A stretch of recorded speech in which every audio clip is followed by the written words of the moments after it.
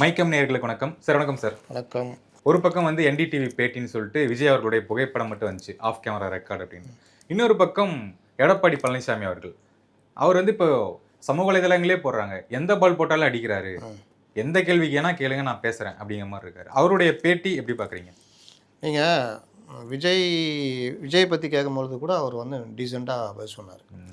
நான் வந்து நேற்று கேள்வியிலையும் அவர் சொல்கிறார், அவர் விஜயை பற்றி உங்கள் கணிப்பு உங்கள் என்ன நினைக்கிறீங்கன்னு கேட்குறப்ப அவர் ஒரு சிறந்த நடிகர் அப்படின்றாப்புல. இல்லைங்க, அவருடைய அரசியல் இதை பற்றி என்ன நினைக்கிறீங்க? இப்போ தாங்க வந்திருக்காரு, இன்னும் அவர் பல இதெல்லாம் சந்திக்கணும், பல இதெல்லாம் ரொம்ப டீசெண்டாக பதில் சொல்கிறாப்புல. கத்துக்குட்டி அந்த மாதிரிலாம் கூட சொல்லலாம், இவர்களாக தான் சொல்லுவாங்க, அந்த மாதிரிலாம் கூட சொல்லலை. ரெண்டாவது, இல்லைங்க அவர் வந்து நீங்கள் என்ன வேறு ஏதாவது சொல்லுங்கன்னப்போ, இல்லைங்க நான் அந்த மாதிரிலாம் நான் சொல்ல விரும்பலை, அவருடைய தேர்தல் இது எப்படி இருக்கும், பர்சன்டேஜ் எப்படி இருக்கும்லாம் கேட்குறாங்க. அதெல்லாம் நான் எப்படிங்க இப்போ சொல்ல முடியும்? கூட்டணி அமைஞ்சு இறுதியாகி வேட்பாளர் இதெல்லாம் வந்த அப்புறம் தான் பர்சன்டேஜ் பற்றி சொல்ல முடியும். அவர் நினச்சிருந்தா சொல்லியிருக்கலாம்ல, இவ்வளோ அவருக்கு தெரியும் இவ்வளோ பர்சன்டேஜ் ஆகுதுன்னு, அதை கூட சொல்லலை அவர். அப்போ அந்த விஷயத்தில் ஒரு எப்போவுமே அவர்கிட்ட ஒரு அந்த டீசெண்டான ஒரு இது இருக்குது. அதே மாதிரி அவரை இந்த இது சொல்கிறாங்களே, அதிமுக ஆட்சியை நீங்கள் என்ன இது குற்றம் சாட்டுறீங்க, என்ன இது பண்ணுறீங்கன்றப்போ அவர் குடும்ப ஆட்சி, அதாவது வாரிசு வேறு குடும்ப ஆட்சி வேறுன்றதை வளர்க்குறாரு. ஒவ்வொருத்தர் பசங்களும் அரசியலுக்கு வர்றதுன்றது, டாக்டர் பையன் டாக்டர், இன்ஜினியர் பையன் இன்ஜினியர், வக்கீல் பையன் வக்கீல்ன்ற மாதிரி அரசியல் பையன் அரசியல் வருவாங்க. ஆனால் ஒரு கட்சியே குடும்பத்துக்கு சொந்தமாக இருக்கிறத நாங்கள் நேர்காலத்துலேருந்து பார்க்குறோம், இந்த இதில் பார்க்குறோம்.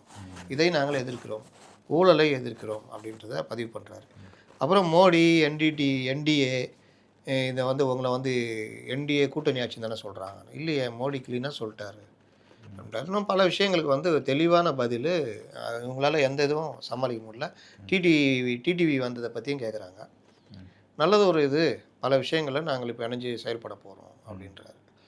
இவர் பாருங்கள், அவ்வளோ பெரிய கும்பலில் உட்காந்து கேள்வி கேட்குறாங்க. தாவேக்கா வந்து நீங்கள் ட்ரை பண்ணீங்களான்னு கேட்குறாங்க. அரசியல் கட்சிகளுக்கு பல நிலைப்பாடுகள் இருக்கும், அதெல்லாம் இயற்கை தானன்றார். ரொம்ப சிம்பிளாக போகிறாப்புல. இது முதல்வர் பேசும்போது பார்த்தீங்கன்னா, நீங்கள் எதுவும் கேட்காதீங்க, கேட்டாலே எனக்கு எதுவும் இதாகாதுன்னு சொல்லி அவர் வாட்டில் போட்டு சகட்டு மாரி அடித்து கால் அது இதுன்னு பேசி வைக்கிறார். சமீப காலமாக உதயநிதி ஸ்டாலின் ஒரு மாதிரி அவதூறு பேசுவார் தொடர்ச்சியாக. அவருடைய 5 ஆண்டு கால பேச்சு எடுத்துக்கிட்டிங்கனாலும் ஒவ்வொரு பேச்சிலையும் அந்த தவழ்ந்தது, ஊர்ந்தது, டேபிளுக்கு அடியில் இன்னும் கொச்சையாக எல்லாம் பேசியிருக்காரு. ஒரு இது வந்து ஒரு என்ன சொல்லுவாங்க, மேண்டேட்ரியாக அவர் பேச்சில் அந்த பேராகிராஃப் இருக்கும். ஆமாம், அந்த டேபிள் பற்றி பேசும்போது அது ரொம்ப காலும் காரும் அது இதுன்னு வரும். இந்த தடவை இவரும் முதல்வரும் காலை பார்த்தே நடக்கிறாரு. அவர் பதவிக்கு ஒரு இது இருக்குது, அதை தாண்டி போகிறப்ப அவர் சொல்கிறாரு, எங்கள் ஆட்சியில் இருந்தால் சொல்லுங்கள் அந்த மாதிரிலாம் பண்ணுறீங்களே அப்படின்னு. அப்போ இந்த மாதிரி ஒரு நாகரிகம், இந்த மாதிரி விஷயங்களை தான் நம்ம பார்க்க வேண்டியது இருக்குது. இதுதான் நேற்று அந்த இதில் நடந்தது. இன்னும் பலர் பேசியிருக்காங்க. பிடிஆர் கிட்டெல்லாம் வழக்கம் போல் அளந்து விட்டுருக்காரு. அளந்து விட்ட நீங்கள் ஏங்க அப்போ வெளியில் இருக்கிறீங்கன்னு யாரும் கேட்கல அவரை. இவ்வளோ தான் பேசுகிறீங்களா? உட்கட்சி பிரச்சனை.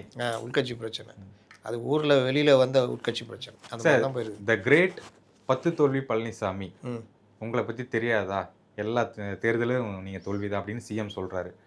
ஃபர்ஸ்ட் டைம் அவர் வாயில் சொல்கிறாரு, ஏன்னா எல்லாருமே சொல்லிட்டாங்க, எல்லா அமைச்சரும் எம்எல்ஏ எல்லாருமே சொன்னாங்க. இப்போ இவரும் அந்த வார்த்தையை சொல்கிறாரு.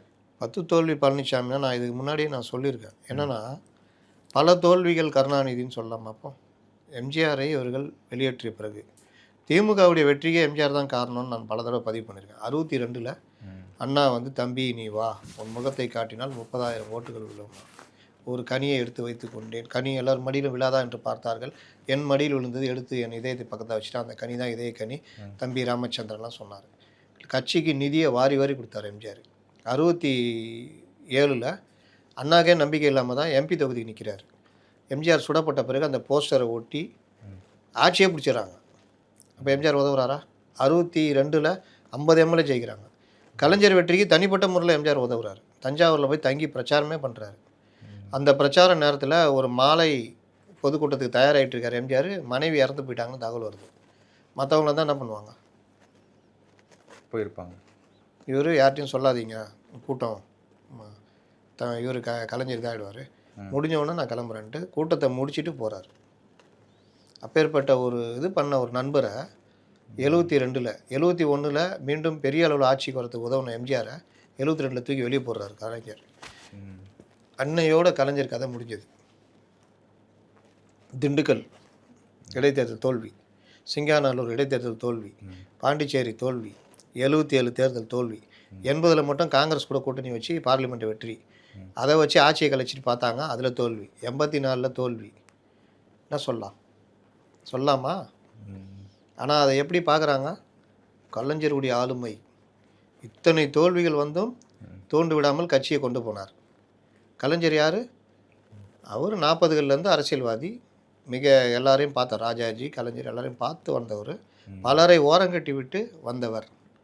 அவருடைய ஆளுமை, சாணக்கியத்தனம், எம்ஜிஆர் எதிர்த்து இந்த மாதிரி ஜெயலலிதா எதிர்த்து பண்ணார். அதுன்னு நான் கேட்குறேன், இவர் யார்? முதலமைச்சர் ஆகிற வரைக்கும் ரொம்ப பேருக்கு தெரியாது. அப்போது ஒரு அமைச்சராக இருந்தவர் இந்த பொறுப்புக்கு வராரு. ஜெயலலிதா மறைந்த பிறகு வருகிறார். திமுக என்ன நினைக்குது? இதோட கதை முடிஞ்சது, யார் இந்த பழனிசாமி, ஆட்சி தூக்கிடலாம் அப்படின்னு. வந்த உடனே ஆட்சி பிரச்சனை வருது, அவர் வெளியே போகிறாரு, ஓபிஎஸ் உள்ள வராரு. பாஜகவுடைய அழுத்தம் இருக்குது, ஓபிஎஸை வச்சு இல்லாத வெள்ளம் பண்ணுறாங்க, எல்லாத்தையும் தாங்கி பிடிச்சி பண்ணுறாரு. 10 தோல்வி பழனிசாமின்னு சொல்கிறாங்களே, தோல்விகளை தாங்கி ஒருத்தன் நிற்கிறானா அவன் தான் ஆள். அதுதான் கலைஞர். நீங்கள் சொன்னீங்களே சாணக்கியத்தனம்னு, இப்போ இதுக்கு பேர் என்னது? 10 தோல்வி வந்து நிற்கிறான்ல ஒரு ஆள், அந்த கட்சி நீங்கள் ஸ்ட்ராங்காகி என்டிஏ ஃபார்ம் ஆகி அடுத்த ஆட்சி பிடிக்கிற அளவுக்கு போதா?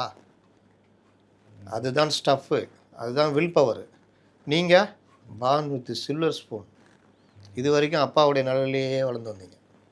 அப்பா இறந்த பிறகு ஒரு மாதிரி பாதுகாப்பான இதில் அவங்கள நீங்கள் எல்லா கட்சியும் அவங்களோட வந்து ஒன்று சேருது. அப்போது நீங்கள் அந்த பாதுகாப்பு, இந்த அரசுக்கு எதிரான இது எல்லாம் சேர்ந்து ராகுல் காந்தி தான் பிரதம மந்திரி அப்படின்னு அறிவித்து ஜெயிக்கிறீங்க 2019. 10 தோல்வி பழனிசாமின்னு சொல்கிறீங்களே, 2021 அவரை தோக்கடிக்க முடிஞ்சதா? 2019 அவருடைய அந்த இவங்க 50 சில்லற %, இவங்க 20 சில்லற %.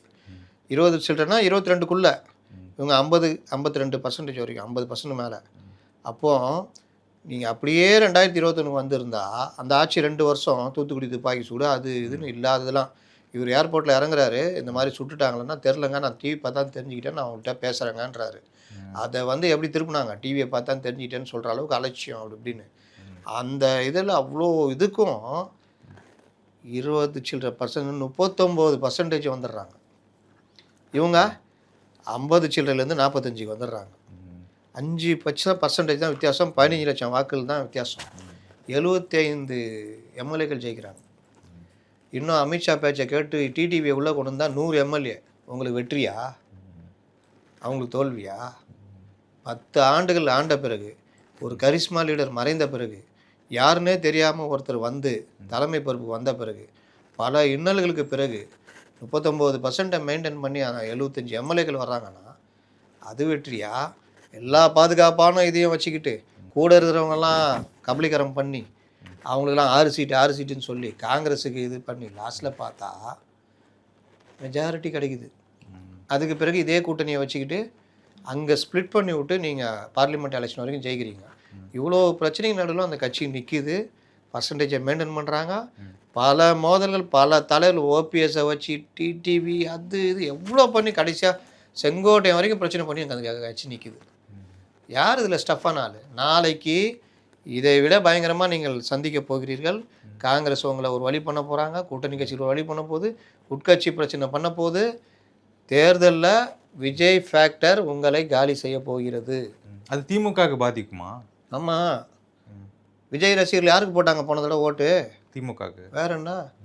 சிறுபான்மை மக்கள் 13% ஓட்டு இப்போ யாருக்கு வரும்? விஜய்க்கு போகும். பட்டியலின மக்கள், பெண்கள் வாக்கு, 35 வயசுக்குள்ள பெண்கள், எப்படி பார்த்தாலும் இவங்களுக்கு புதிய தலைமுறை மாணவர்கள் எல்லாரும் போன தடவை எல்லாம் இவங்களுக்கு தானே போட்டாங்க. இப்போ அதில் ஒரு செக்ஷன் அப்படியே வரும்ல. அப்போ குறைந்தது 18% அவங்க வந்து பிரிக்கிறாங்க. நல்லா தெரியுது, நகர்ப்புறங்களில் விஜய்க்கு நல்ல வாக்கு வங்கி இருக்குது. அது அப்படியே ஆப்போசிட்டாக இருக்க வாய்ப்பு இருக்குமா சார்? எப்படி? நான் என்ன சொல்கிறேன், இவர்களுக்கு எதிராகத்தான் பொதுமக்கள்லேருந்து இந்த கூட்டணி ஜெயிக்குன்றதுலேருந்து இவங்க தான் வந்தால் தான் விடியல் தருவார்ன்றதுலேருந்து எல்லாரும் இங்கே போட்டாங்க. அவர்களுக்குரிய ஓட்டு அவர்கள் விழுந்தது. சிறுபான்மை மக்கள் ஓட்டு ஒன்று கூட அங்கே விழலை, எல்லாமே இங்கே தான் விழுந்தது. ஏன்னா பிஜேபி, சிஐ அது இதுன்னு. அப்போ இது எல்லாம் இங்கே தானே இருக்குது. இது எல்லாம் விஜய் வந்த அப்புறம் இப்படி தானே வரும். இவங்களுக்கும் பாதிப்பு வரும், ஒரு 6-7% வரும். அப்போ இங்கேருந்து ஒரு 18, இங்கே வந்து ஒரு 7னா 25% வாங்குவார்ல.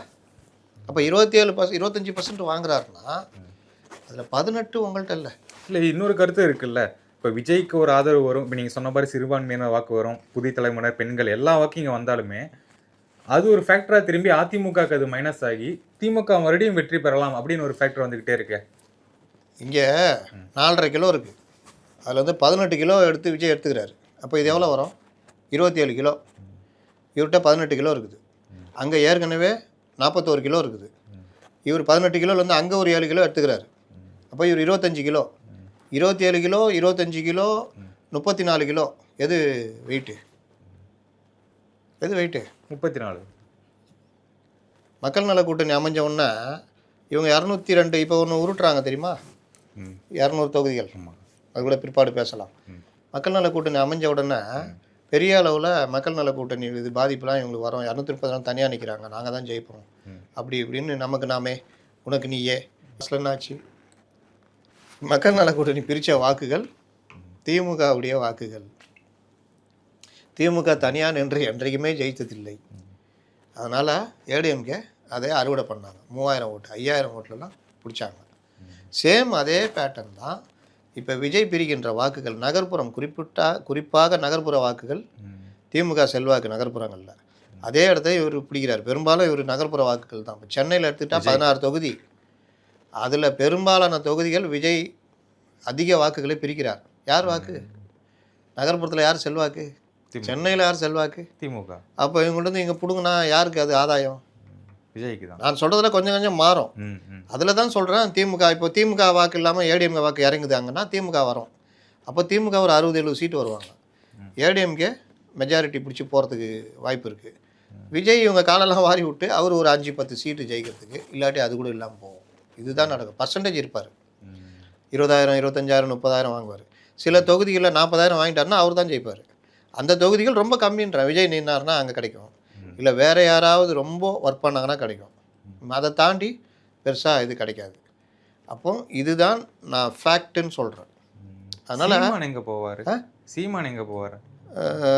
இவ்வளோ ஒரு பெரிய அலைகள் தனியாக விஜய் நிற்கிறாரு இப்படிலாம் இருக்கும்போதுன்னு பார்த்தா சீமானுக்கு விழுந்த வாக்குகளில் 2% வரைக்கும் நாங்கள் தான் அப்படின்ற மாதிரிலாம் தாவேக்காவினர் சொல்லிக்கிட்டு இருக்கிறாங்க. 6-8வது காரணமே நாங்கள் தானே. அப்போ சீமான் அதை நிரூபித்தாக வேண்டிய கட்டாயத்தில் இருக்கார்.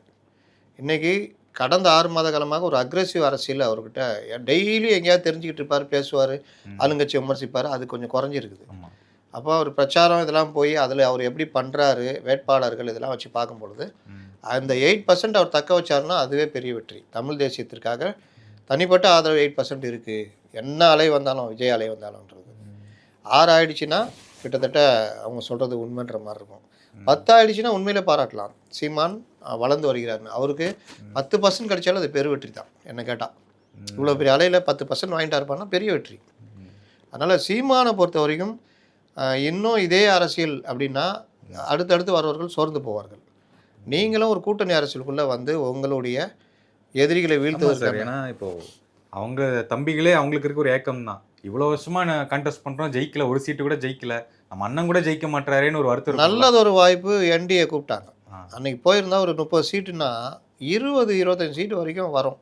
அப்போ எல்லாரும் எம்பிகள் ஆகி சட்டமன்றத்துக்கு நுழையும் பொழுது அந்த இது வந்து வேறு மாதிரி இருக்கும். தமிழ் தேசிய அந்த கருத்தியலுக்கான ஆதரவு இன்னும் பெருகும். 2வது இவர்கள் அவங்க கூட இருக்கணும்னு அவசியம் இல்லை. வெளியில் வந்து நீங்கள் மக்கள் பணியை ஆற்றலாம், மக்களுக்கான போராட்டங்கள் இருக்கலாம், அந்த மாதிரி பண்ணலாம். கம்யூனிஸ்ட் ஒரு காலத்தில் பண்ணியிருந்தாங்க, அந்த மாதிரி பண்ணலாம்.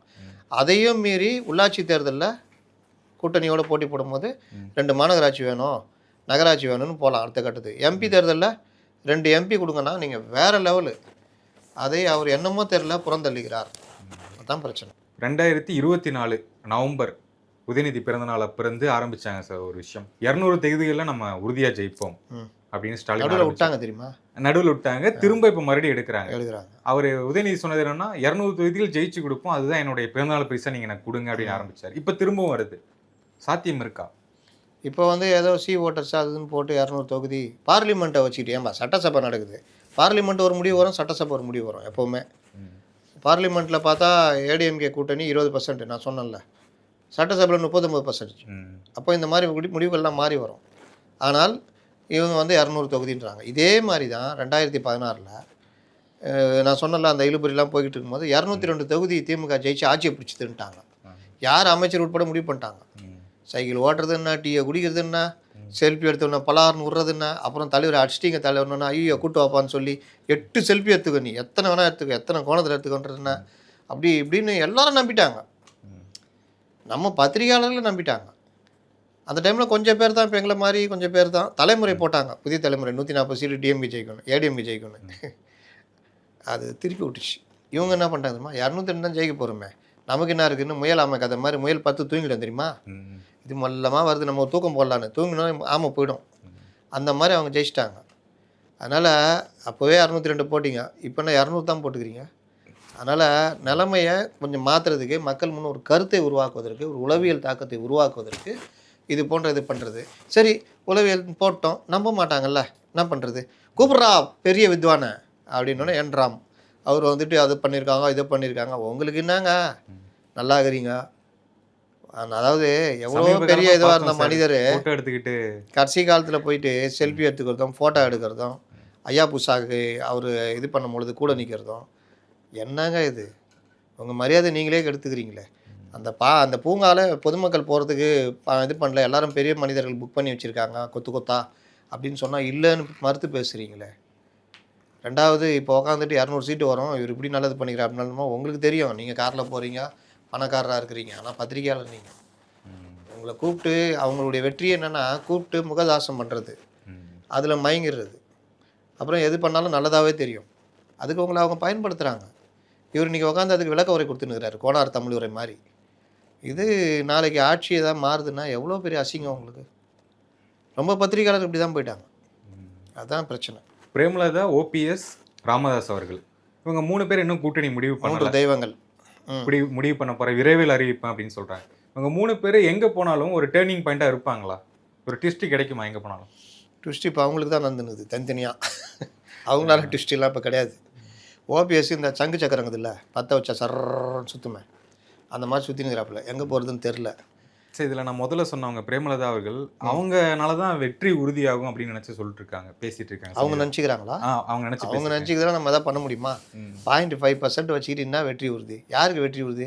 அவங்க வேணால் 6 தொகுதி நின்னாங்கன்னா அவங்களுக்கு வெற்றி உறுதி. அது வந்து அரசியல்வாதிகள் அவங்க இதுக்கு பேசுவாங்க. ஒரு காலத்தில் 9.5% வச்சுருந்தவங்க, இந்த மாதிரி வியாபாரம் பண்ணி இன்றைக்கி 0.5க்கு வந்துட்டாங்க. இன்னும் அந்த பழைய ஜமீன்தார் மாதிரி அந்த காலத்தில் நான் எப்படி வந்தேன் தெரியுமா, எல்லாம் காலில் விழுந்து வணங்கினான்னா, இப்போ அவன் ஆளாகி நிற்கிறான். நீங்கள் எங்கே இருக்கிறீங்க? அதெல்லாம் கணக்கு இருக்குல்ல. இப்போவும் லாப நஷ்ட கணக்கு பார்த்தா நான் கூட்டணி சேருவேன்னா, இங்கே வந்து 9 சீட்டு தரேன்றாங்க. அழகாக போகலாம்ல, ஜெயிக்கிற கூட்டணி, மக்களுக்கு அதாவது ஆட்சிக்கு எதிராக ஒரு கூட்டணி அணி திரண்டு நிற்கிது. நீங்கள் எப்போவுமே இருந்த வழக்கமான கூட்டணி, அழகாக உங்கள் தொகுதியை கேட்டு தொகுதி வாங்கிட்டு போகலாம். ஆனால் யார் அதிகம் தருவார்களோ அவர்கள் தான்றது இந்த மாதிரி டிக்ளேர் பண்ணுறது தப்பு. பொதுமக்கள் மத்தியில் அவங்க மரியாதை போயிடும். அதை பற்றி கவலைப்படாமல் அவங்க பண்ணிக்கிட்டு இருக்கிறாங்க. ஏன்னா டெய்லி வந்துக்கிட்டு இருக்கு, நாங்கள் சொல்கிறோம் அப்படின்னே சொல்லிருக்காங்கல்ல. சொல்லுங்கள், நாங்கள் பார்த்துக்குறோம் அப்படின்னு நீ சொல்லும்போது பார்த்து தெரிஞ்சுக்க அப்படின்னு. முடிவெடுத்தோன்னு சொல்கிறேன் அப்படின்னா என்ன பண்ணுறது, போய் நேருங்க வேண்டிதான்.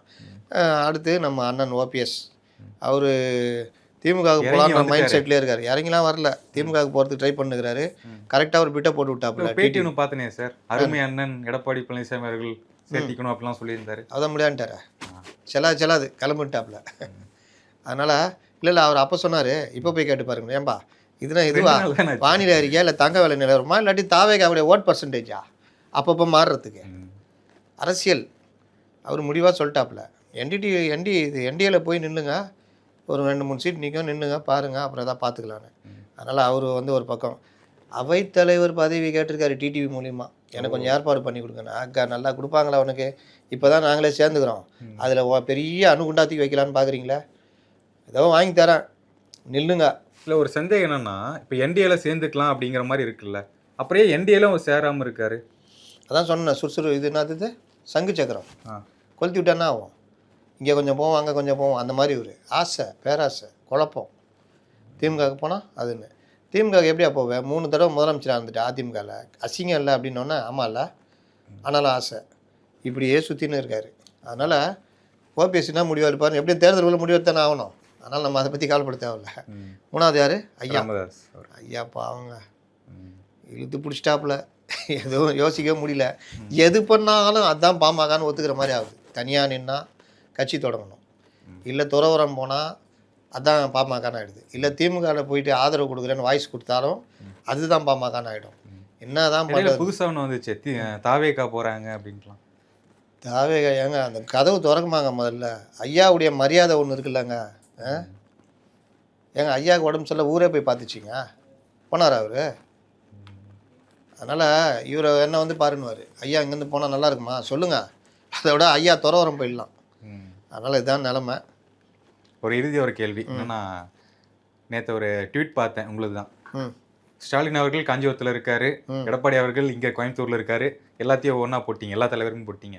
லாஸ்டா வரும்போது நடிகரன் தலைவர் ம் தாவேகா தலைவர் தாவேகா தலைவர் விஜய் பனையூர்ல அப்படின்னு போட்டிருந்தீங்க. சென்னைன்னு போட்டிருந்தாங்க. ஆமா. ஒரு பத்திரிகையாளர் அமிச்சார். சென்னைன்னு போட்டிருந்தாரு. எல்லாம் இருக்காங்கன்னா அங்கங்கே இருப்பாங்க, பேசுவாங்க, இது பண்ணுவாங்க. இவர் வீட்டுக்குள்ளே இருக்கிறார்ல, அதனால் பனையூர் இல்லைன்னு போட்டேன். அதுக்கு போய் காண்டத்தை வந்து திட்டுறானுங்க. சரி திட்டுறானே யாரா பார்க்கலாம், உண்மையான ரசிகனான்னு பார்த்தா அவனுக்கு தெரியுது இவர் சொல்கிறது கரெக்டாக தான் இருக்கணும். எல்லாம் 10 ஃபாலோவர் 8 ஃபாலோவர் ஜான் ஆளுங்க கூலிப்படைகள் ஆ. வந்து ஏய் உய், என்ன என்ன என்ன இப்போ இல்லாதையா சொன்னேன் நான். நாளைக்கு பட்டியல் இன்றைக்கி லிஸ்ட்டு வந்தாலும் அதுதான். நாளைக்கு இப்போ ஸ்டாலின் நேற்று சிவகங்கை, இன்றைக்கி சென்னை, நாளைக்கு திருவாரூர் போகிறா வச்சுக்கோங்க. எடப்பாடி இன்றைக்கி வேறு எங்கேயா இருப்பார். எல்லாம் மாறிக்கும். ஆனால் அவங்க இயங்கிக்கிட்டே இருப்பாங்க. உங்களுக்கு மட்டும் மாறவே தேவையில்லை. ஏப்பா அதை அப்படி தூக்கி வை. சென்னை பனையூர் இல்லம் எதா மாறுமா? இதை சொன்னால் என்னங்க இது? நீங்கள் மாற்றிக்கினா மௌன புரட்சி பண்ணுகிறார். பேசாமல் இருந்தே பேச வைக்கிறார், பார்க்காமல் இருந்தே பார்க்க வைக்கிறார். ஓகே சார், நன்றி சார். நன்றி.